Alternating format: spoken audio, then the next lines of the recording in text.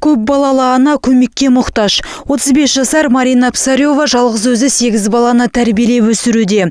Балаларының үлкені 17-де, ал кішісі 2 жаста. Отбасында әлеуметтік көмектен басқа кіріс жоқ. Онсыз да мәз емес өмірді баспана мәселесі де қинап тұр. 9 адам тұрып жатқан ұяда үйдің өзін жалдап тұрады. Не хватает ни на что, потому что не можем войти в эту колею, чтобы быть без долгов. Ақша ештеңеге жетпейді, қарызданып өмір сүріп жатырмыз. Әлі де қарызбыз. Балалар үнемі ауырып қалады. Дәрі-дәрмекті 78 мың теңгеге аламыз. Азық-түліктің де бағасы қымбаттап кетті. Өзіміздің де үйіміз жоқ. Марина ешкімнен де көмек сұрап үйренбеген. Жалғыз басты әйел бұрындары ешкімнен көмек сұрамаған. Бірақ қазіргі жағдайы қиындап кеткен. Көп балалы ананың қиын өмірі жайында әлеуметтік желілерге Маринаның құрбысы жариялаған. Қайырымды жандар отбасыға киім-кешек және кеңсеге қажетті керек-жарақпен барынша көмектесті. Бірақ отбасыға әлі де отын мен көмір қажет. Дрова, уголь нужно обязательно, потому что дом кочегарка отдельно, он как бы не теплый дом. Үйіміз жылы емес, отын мен көмір қажет. Өткен жылы арзан көмір сатып алған едім. Үй суық болды.